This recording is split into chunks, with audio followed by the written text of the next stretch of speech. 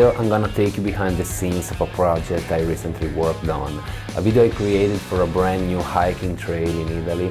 Get comfortable because this is gonna be a long video. I'll take you through the entire process step by step. I'm gonna break down everything: pre-production, filming, editing, color grading and sound design. This was probably one of the most challenging projects I've ever done, but I'm really happy with how it turned out. If you want to watch the final result, I've left the link down in the description. When the client first reached out, it was immediately clear how ambitious this project was going to be.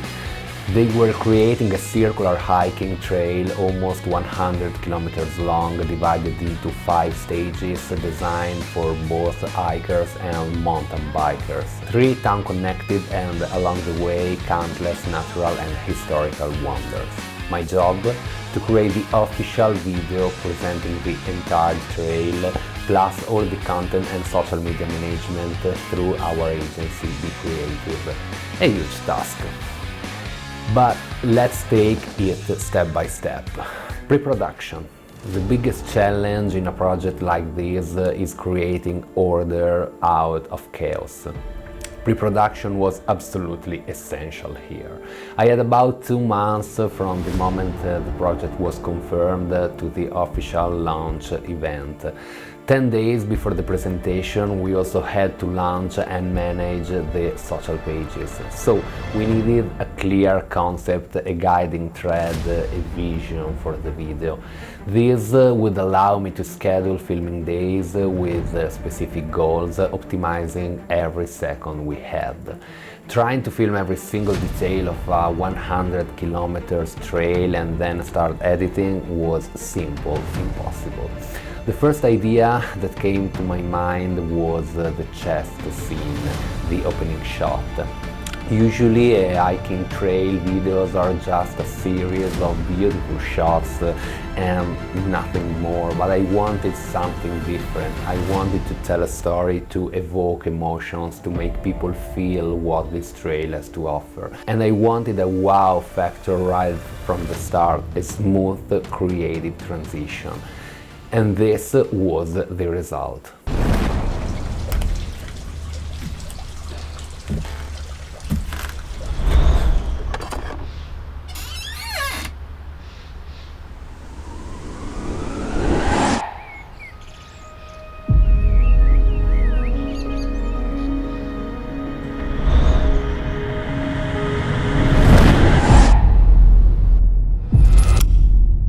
This isn't a super difficult transition to make, but I think it's really effective.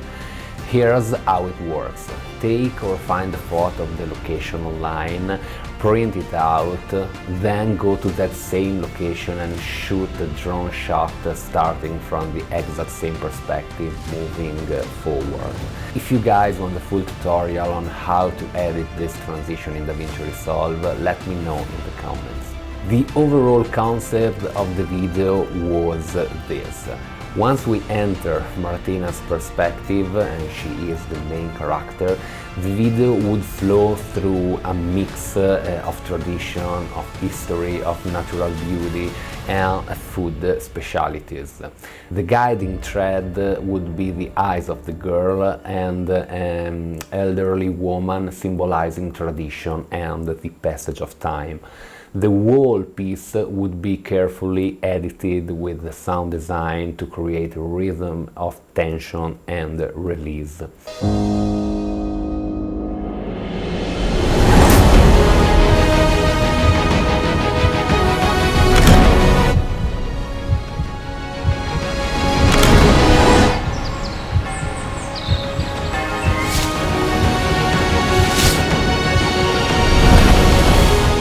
To highlight the most intense moments of the music, I decided to use FPV drone shots, long, continuous flights in beautiful location.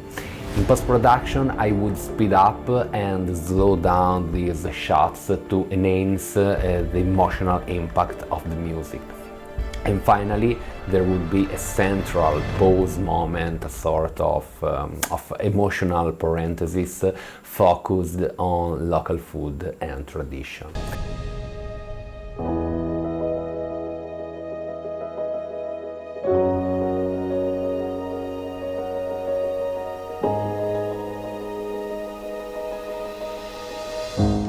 This would break up the emotional flow and give even more weight to the final crescendo. Once the concept was clear, more or less, it was time to schedule shooting days, locations and timing. Gear. Let's talk about the gear I used for this project.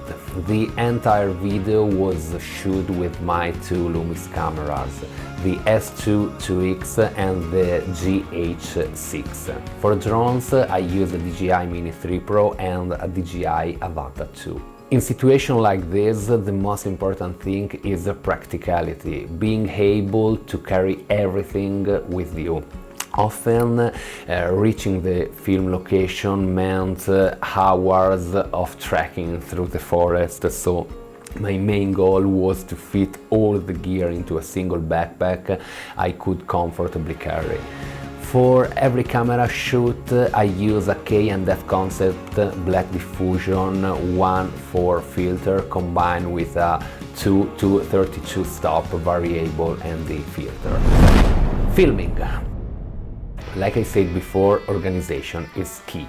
The clearer your plan, the more you can optimize shooting time. And here were the core shots I knew I absolutely needed. The chest scene and the photo to drone transition, shots of tigelle, tigelle is a traditional Italian bread, and the elderly woman kneading dough. Then Martina's eyes as a connection element and final closure, details of hikers, details of cyclists, and the rest would be a mix of dreamy cinematic shots and dynamic, powerful shots showcasing the beauty of the territory. I also knew I needed a time-lapse even if I didn't know exactly where or how I used it yet. I planned everything on paper, so shot list, storyboards for narrative scenes, filming days and location. In total, I spent around 200 hours filming plus editing and color grading. Time-lapse challenging, I'll be honest, I'm not a professional photographer and I've done very few time-lapses, so I started with something simple, a holy grail time-lapse. The result wasn't exactly what I hoped for, but I learned a lot and I love to dedicate more time to mastering this technique in the future. The main issue was camera direction, I think. The horizon was really too far away, so when the stars came out, their movement was barely noticeable. Next time I know to tilt the camera higher. Another challenge was comfort and speed. In these situations, you rarely have time to carefully set up every shot. You need to switch quickly between camera, drone and FPV drone. Sometimes you are filming hikers who can't just stand around waiting while you set everything up. So you need to know exactly what shots you need beforehand, have your gear ready to go and be willing to capture the moment, even if it's not perfectly framed. Sometimes getting the shot matters more than making it perfect. Editing. The entire edit was done in DaVinci Resolve Studio and it took me about 2 weeks, I think. One of the most important things as an editor is to know your footage inside out. So my first step is always to select the best parts of every clip and organize them in the timeline. That way, when I start the actual edit, I already know exactly where everything is. I know it's a long and sometimes frustrating process, but it saves a ton of time later. I think for a while about adding a voiceover to amplify the emotion, but in the end I decided not to. I wanted the video to speak through images and sound without any narration. For music, I use Artlist. This isn't sponsored, I just genuinely love the platform. I've been using it for I think 3 years now, and it's really fantastic. Finding the right track took a long time. I needed something gentle but dynamic, expressing lightness and harmony without becoming static. It also needed moments of silence where I could insert emotional breaks and then pick up again with crescendos or sudden bursts. Once I found the perfect track, I divided the video into 5 key moments. So, intro with the chest scene, photo to drone transition introducing the logo and the trail name, first intense section, food and tradition pose, and the final crescendo. And the emotional closing scene. Sound design. After the rough cut, I moved on to sound design. As a musician, this is one of my favorite parts. Syncing the cuts to the music, lowering sound effects and emphasizing different moments with audio gives the video an incredible depth of emotion. One day I really love to make a full video dedicated to sound design because it can completely transform a project. Color grading. Color grading gives a video its emotional depth. Honestly, this is one of my favorite parts too of the process. Seeing the clips come to life with color and depth, it's pure magic.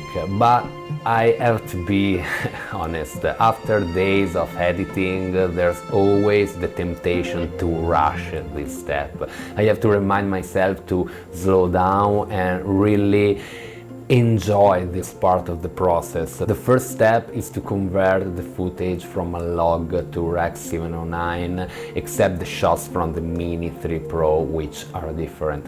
Mini 3 Pro color profile. The Mini 3 Pro uses the CineLike, which isn't a true log profile. It is what's called semi-flat. It doesn't compress dynamic range like a true log profile, for example a D-Log on the Air 3, Mavic 3 or Inspire. It produces slightly flat image with lower contrast and lower saturation. It's great for a fast workflow, giving you some room to grade but not the full flexibility of a true log profile. If you shoot in the CineLike 10 bits or H.265, you get much better highlight and shadow, but consider it as a flat Rec 709, not a true log. On the other hand, the Avata 2 shots in D-Log M, which is a true log and requires conversion to Rec 709. After conversion, I adjust white balance, exposure, saturation, and I always keep an eye on the vector scope and use the color wheels to balance the image. Then I move on to masks and creating the final look. This part took way longer than expected, especially since I had to match footage from different cameras, shoot at different times of day and in very different conditions. And honestly, color grading was probably the most challenging part of this project and the only thing I'm not 100% satisfied with in the final result. Social media strategy. As I mentioned at the start, our job wasn't just to make the main video, we also handled social media strategy and management for the client. I have decided to split this into 2 videos, so in the next one I will focus entirely on how we approach the social media side. So guys, that's it. I hope you enjoyed this breakdown and found some useful takeaways for your own projects. And remember, you can watch the final video through the link in the description. And I'd love to hear your thoughts and feedback in the comments. So, see you in the next one.